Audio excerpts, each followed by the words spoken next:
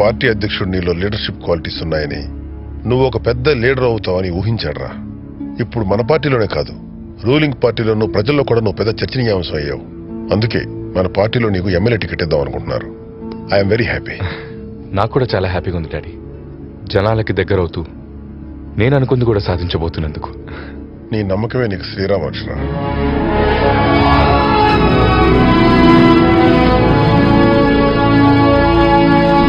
Chaitanya, youth లీడర్గా నీ రాక పార్టీలోనూ ప్రజల్లోనూ చర్చనీయాంశం అయిపోయిందయ్యా. అసలే మన పార్టీ విశ్వాసం కోల్పోతున్న ఈ రోజుల్లో నిన్ను మీ నాన్న యూత్ లీడర్గా చేయమన్నప్పుడు ఎంతో ఆలోచించాను. కానీ పదవిలోకి వచ్చినప్పటి నుంచి నువ్వు చేపట్టిన కార్యక్రమాలు, వాటి వల్ల ప్రజల్లోకి వస్తున్న స్పందన చూస్తుంటే ఇట్స్ గ్రేట్. నీలాంటి వాడికి ఎమ్మెల్యే సీట్ ఇవ్వడం వల్ల నువ్వు గెలుస్తావు, నీతో పాటు అందరినీ గెలిపిస్తావు. చెప్పు చైతన్య, ఏ నియోజకవర్గం నుంచి పోటీ చేస్తావు చెప్పు. మీరు నాపై చూపించిన నమ్మకానికి చాలా సంతోషం. కాకపోతే నేను ఎమ్మెల్యేగా నిల్చోవాలంటే నేను అనుకునే కొన్ని కండిషన్స్ ని మన పార్టీ ఎజెండాలో చేర్చుకోవాలి. ఏంటి కండిషన్సా? పార్టీ ఎజెండాలోనా? ఏంట్రా నువ్వు అనేది? అవును నాన్న. రై, పార్టీలో ఎంతో మంది సీనియర్స్ ఉన్నప్పుడు మధ్యలో నీ పెత్తనం ఏంట్రా? నోరు మూసుకుని అధ్యక్షులు చెప్పినట్టు చేయి.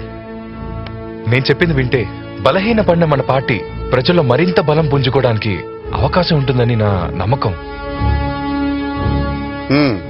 ఏమిటో చెప్పు సార్. నేను చెప్పాలనుకుంది ఏంది అధ్యక్ష, ఆ పిల్లగా చెప్పేదండి మేము వినేదేంటి? పెన్నాన్నది డ్యామ్ గురించా? ఇక్కడ ఉన్న పార్టీ సీనియర్ నాయకుల అనుభవం లేదు అతని వయసు. ఇలాంటి మీటింగ్లు పెట్టి మమ్మల్ని అవమానపరచడే కాకుండా మా టైం అంతా వేస్ట్ చేస్తున్నారుగా. పార్టీ అంటే మనం ఓడినా గెలిచినా మనమే బాధ్యత వహించాలి.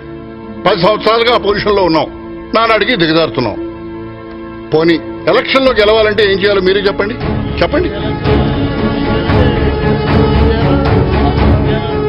ఏందా మన అధ్యక్షుడు ఇలా చెప్పమంటాడు? సడన్ గా చెప్పమంటే మనం ఏం చెప్తాం? చూసారా, మీరు చెప్పరు, ఎవరైనా చెప్తే వినిపించుకోరు. పార్టీ అధ్యక్షులు మీరు ఎట్ట చెప్తే అట్ట అంటాం. నువ్వు చెప్పవయ్యా. తల్లిదండ్రులు మనకు జన్మనిస్తే ఓటరు మనకు జీవితాన్ని ఇస్తాడు. ఓటర్లను ప్రలోభాలతో మభ్యపెట్టకుండా గౌరవించటం నేర్చుకుందాం. మన నిజాయితీని చాటి చెప్తూ ఓటు విలువ గురించి వివరిస్తూ ఓటర్ బాధ్యతని గుర్తు చేద్దాం. చాలే ఆపోయా.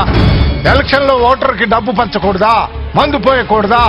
పొద్దున్న లేస్తే ఉప్పు పప్పు జనానికి ఎంత అవసరమో ఎలక్షన్లు వచ్చినప్పుడు డబ్బు మందు కూడా అంతే అవసరం. ఇదిగో, ఎన్నికలప్పుడు ఓటర్లకే కొత్త పెళ్లి కొడుకు మర్యాదలు చేసినట్టు చేయకుంటే కూతుర్ని పుట్టింటికి పంపించినట్టు మనల్ని కూడా పంపిస్తారు. ఎన్నికలప్పుడు ఓటరుకు మంచి చెడు లాంటివయ్యా మందు డబ్బు. ఇంకా ఏందే కూర్చున్నారో? లేండి, ఇక్కడే విందు భోజనాలు పెట్టడంలా. మరి ఇంకా చూస్తారండి లేకుండా చైతన్య చెప్పేది కానీ వినండి అయ్యా. అతను చెప్పేది వినడం కంటే పార్టీ నుంచి బయటకు వెళ్ళిపోవడం మీరే పెంచట్లా. ఆ సంగతి అయితే మీరే నిర్ణయించుకోండి. ఇగో నాకే నాయక్ గారు, కొడుకుని రాజకీయాలకు తీసుకురావడం తప్పేం కాదు, కానీ కొత్త ఐడియాలతో పార్టీపై ప్రయోగాలు చేయొద్దని చెప్పండి.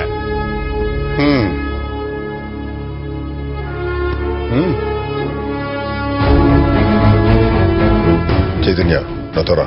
నాన్న సార్, ఒక్కసారి నా మాట వినండి సార్. ఖచ్చితంగా మన పార్టీ నిలబడుతుంది. Please sir.